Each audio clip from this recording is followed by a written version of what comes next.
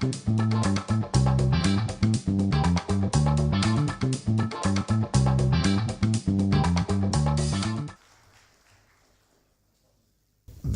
president of the AFDB, permit me to extend all other courtesies and protocols. I actually was expecting to be called after the president of the AFDB, so I'm a little unprepared to go ahead, but I think it's kind of him to permit me to make my hopefully brief remarks, as I have to attend to another engagement outside of Abuja. I'm delighted to welcome you all to Nigeria for this important African Economic Conference. The theme of this conference, Feed Africa Towards Agro-Allied Industrialization, is very timely. The global commodity price shocks with the sharp decline in the price of oil have had major negative impact on the economies of several African countries. Nigeria, of course, is no exception. Because oil accounts for over 70% of government revenue and over 90% of foreign exchange earnings, shocks to global oil prices have significant effects on the Nigerian economy. But in our peculiar case, the vandalization of oil facilities, resulting at some point in the loss of over 1 million barrels of oil a day, clearly worsened our situation. As a result, Nigeria has witnessed in the past few months a sharp decline in economic growth. But we're determined to come out of the oil price and production shock-induced recession. We are working to expand our share of non-oil revenues, expanding the fiscal space, closing leakages, enhancing transparency and accountability in the management of public finances. But this will not be enough. Even when we get growth back on track, we must ensure that growth is inclusive and that it touches the lives of millions of Nigerians in rural areas who depend on agriculture as a source of their livelihoods. The key part of the solution, therefore, must be to rapidly raise the productivity of agriculture, reduce our dependency on food imports, and expand foreign exchange earnings from export-oriented agricultural products. Nigeria has comparative advantage in agriculture with vast amounts of arable land and good agro-ecological environments. And as a government, we are continuing policies to increase food production. The increased food output will help government to address food security and to provide decent quality meals for kids in school through our homegrown school feeding program. The government also, through its Anchor Borrowers Program, has launched a massive effort to expand rice production to reduce Nigeria's dependence on rice imports, which puts high pressure on our foreign exchange earnings. The private sector, of course, needs to play a significant role to link farm and agri-businesses, connecting food production, logistics, food processing, and agro-allied industries. As government, we are working on incentives to support the private sector in agro-industrial development. Just last week, I was at some factories, some agro-allied factories in Anambra State, and also in Lagos State. In Anambra State, I was at the Boko Bros plants. I was also looking at some of the work that's been done around palm kernel in some of the agro-allied factories in Ogun State. I also looked at the Honeywell food and agro-allied plant, where they have a sorghum flour mill and a feed mill as well. They're also doing a wheat processing mill there. In the same vicinity, Lad Group is doing possibly the largest shea butter plant in Africa.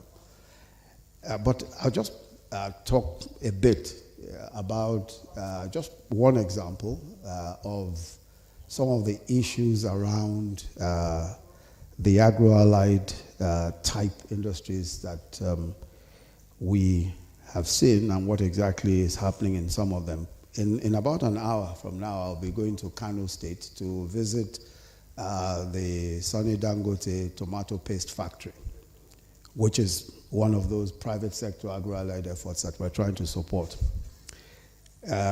We had decided as part of our strategic implementation plan for this year to prioritize the processing of tomato paste so as to become self-sufficient in that particular product. The choice of tomato paste was predicated on our ability to produce tomatoes in large quantities several times a year, as well as its extensive use, of course, in Nigerian meals. We also saw it as an opportunity to generate a large number of agricultural jobs, but also as a means of adding value along the agro-allied chain.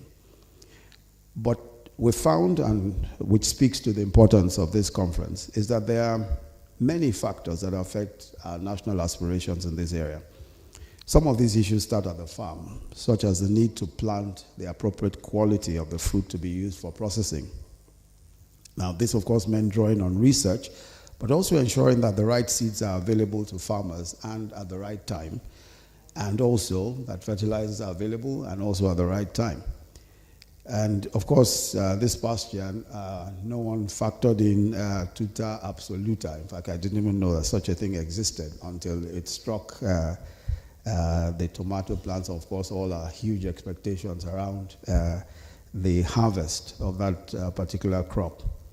But quick and effective response to that problem also is one of the issues that arose around that. But the Honorable Minister of Agriculture, I'm sure, will be able to probably talk a bit more about those issues. Then there's the issue of uptake and storage. Several of our large commercial farms have outgrower schemes that will buy the produce from their surrounding small-scale farmers. However, a lot of small-scale farmers are not linked to large farms, so they face the problems of transportation, storage, especially where the tomatoes, of course, are ripe. That poses additional challenges. At factory level, after ensuring that the quality of the tomatoes purchased are suitable for conversion into paste, operators still have to contend with issues of infrastructure, especially power generation. This is a very important issue because it goes to the very heart of being competitive against imports from other parts of the world which have penetrated the market. Indeed, that trade dimension is one that is particularly critical because of dumping and smuggling, which make it very difficult for our tomato factories to compete. We accordingly have to calibrate appropriate levels of support and protection for this sector. Of course, that involves, looking at the whole, myriad of trade rules and agreements and all of that. But there is a real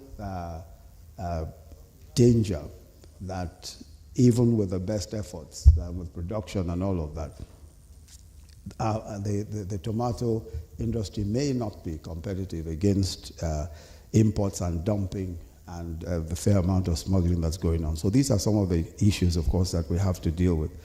Indeed, some of our manufacturers find it expedient to focus on packaging imported concentrate, which saves the trouble of trying to compete with tomato paste from abroad. But of course, that means that you cut out the farming community entirely. And really, that doesn't make sense from the point of view of our own plans to expand the agricultural base and at the same time, create opportunities around processing and the entire value chain. Another element which our tomato farmers experience, tomato farmers and tomato paste manufacturers have to contend with include the high cost of finance, which we're trying to mitigate through our development institutions like the Bank of Agriculture and the Bank of Industry. We also have a commercial farmers credit scheme, which is really for small-scale farmers, and access to that.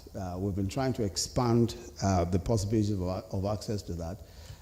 Part of that is working through our Bank of Agriculture, trying to revitalize the Bank of Agriculture itself and, as it were, reinvent it so that it's much more able to give the kind of support, not just financial support, but also advice to the industry.